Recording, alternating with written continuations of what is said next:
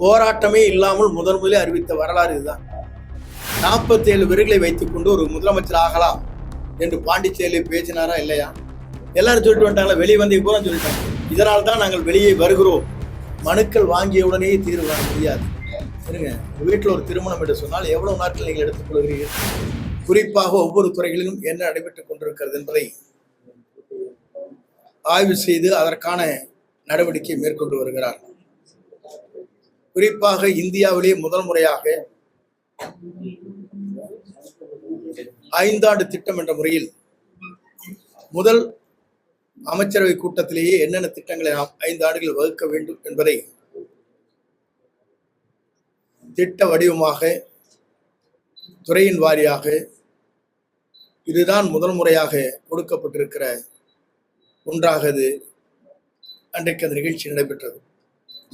அதற்கு பிறகு ஒவ்வொரு துறையின் சார்பாக ஆய்வுக் கூட்டங்கள் நடைபெற்றுக் கொண்டிருக்கிறது. குறிப்பாக அவருடைய காலம் தமிழ்நாட்டுடைய பொற்காலம் என்றே சொல்லலாம். மக்கள் எல்லோரும் மகிழ்ச்சியாக இருக்கிறார்கள். நல்லாட்சி தமிழகத்திலே மலர்ந்திருக்கிறது. அதற்கு அனைவரும் ஒருங்கிணைந்து ஒத்துழைப்பை நல்கலாம் என்று நல்ல மனம் படைத்த அத்தனை பேரும் அதற்காக முன்னின்று அந்த பணிகளை ஆற்றி வருகிறார். தொழிலதிபரிலிருந்து சந்திக்கின்ற அத்தனை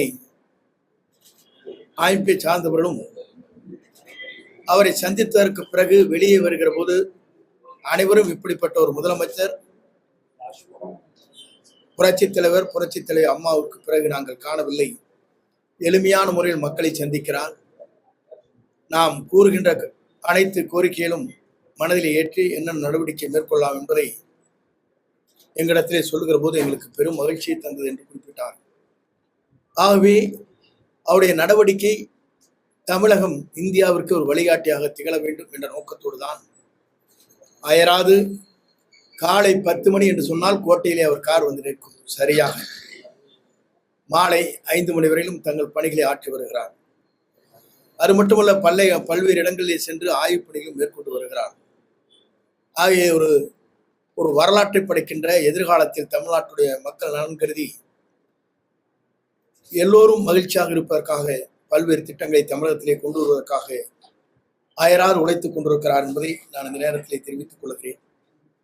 குறிப்பாக நெடுஞ்சாலைத்துறையின் மூலமாக தர கட்டுப்பாடு ஆய்வகம் 47,01 நெடுஞ்சாலைத்துறையின் சார்பாக தர கட்டுப்பாடு 47,01 லட்சம் என்ற முறையில் இன்று 2 கட்டிடங்களை நாங்கள் திறந்து வைத்திருக்கிறோம்.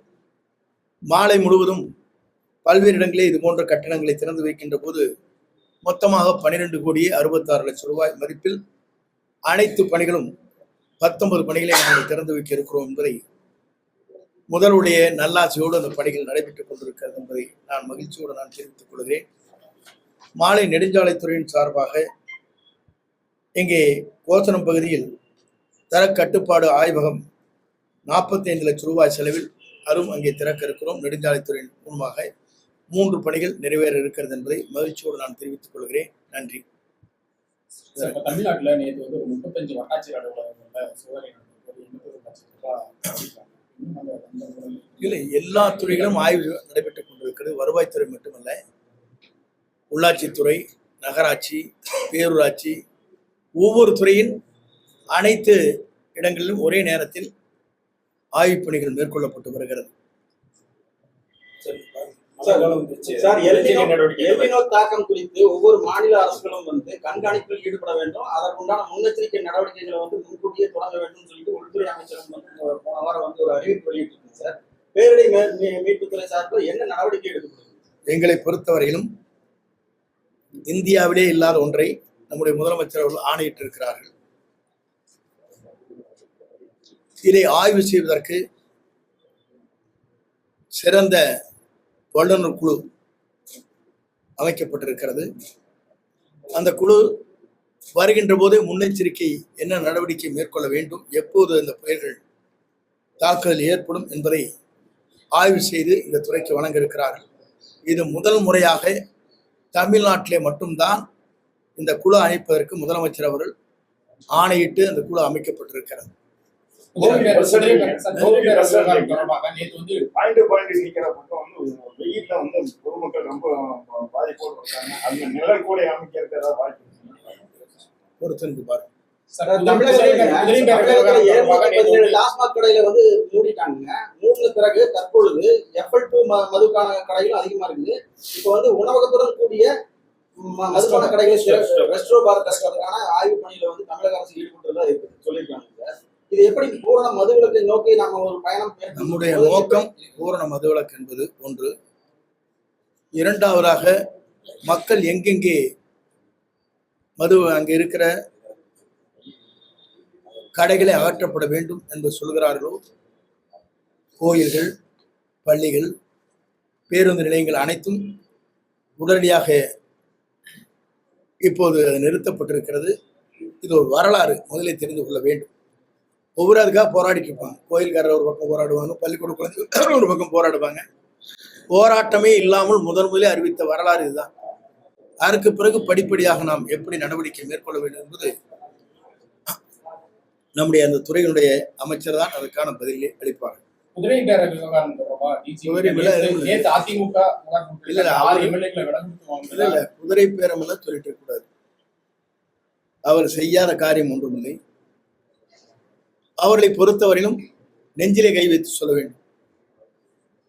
47 விருதுகளை வைத்துக் கொண்டு ஒரு முதலமைச்சர் ஆகலாம் என்று பாண்டிச்சேரியில் பேசினாரா இல்லையா?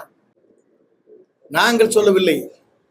இந்திய தமிழ்நாடு முஸ்லிம் லீக் அதனுடைய தலைவர் தெளிவாக சொன்னதற்கு பிறகு அதற்கு எந்த பதிலும் இதுவரையிலும் சொல்லப்படவில்லை. அதை தெரிந்து கொள்ள வேண்டும். இன்னைக்கு சொல்றாரு அதெல்லாம் பொய் கீன்னு எல்லாரும் சொல்லிட்டு வந்துட்டாங்களா, வெளியே வந்து பூரா சொல்லிட்டாங்க. இதனால் தான் நாங்கள் வெளியே வருகிறோம், இது எங்களுக்கு பிடிக்கவில்லை.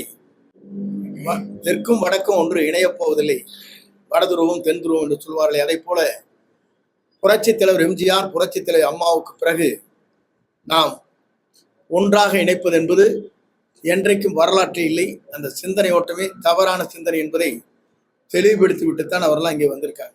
நடந்தாய்வாடி காவிரி திட்டத்தை மீண்டும் செயல்படுத்தணும். அதற்கான பணிகளை நம்முடைய கைத்தறி மற்றும் துணிநூல் கதத்துறை அமைச்சர் அவர்கள் டெல்லி சென்று அதற்கான பணிகளை மேற்கொள்ள வேண்டும் என்று வேண்டுதல் வைத்து இருக்கிறார். போன வாரம் இறைய நான் உன்னை சொல்றதுக்குள்ள இன்னொரு பெருந்தரக்கு இருந்தாரு. என்ன நீங்க 2 வரி வரும் உங்களுக்கு தமிழ் இருக்கீங்களே என்ன அதை சொல்லி முடிச்சிடற அப்புறம் கேளுங்க.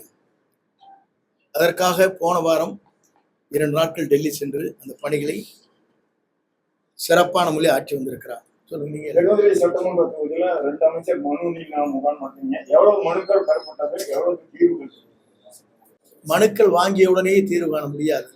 சரிங்க, உங்க வீட்டில் ஒரு திருமணம் என்று சொன்னால் எவ்வளவு நாட்கள் நீங்கள் எடுத்துக் கொள்கிறீர்கள்?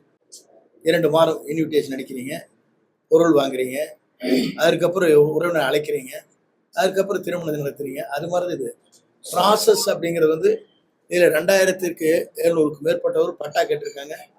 அதற்கான விரைவான பணிகளை நாங்கள் மேற்கொண்டு வருகிறோம். குடிநீர், சாக்கடை வசதிகள், அது போன்ற என்க்ரோச்மெண்ட்ஸ், இது போன்ற பணிகளை கேட்டிருக்கிறார்கள். கட்டிடங்கள் வேண்டும் என்று அதற்கான நிதிகள் வருகிற போது அதற்கான பணிகள் மேற்கொள்ளப்படும். பட்டாவை பொறுத்தவரையில் நீங்கள் கவலைப்பட தேவையில்லை. பிப்ரவரி மாதத்திற்குள் அதற்கான பணிகள் வேகமாக விரைவாக நடைபெற்று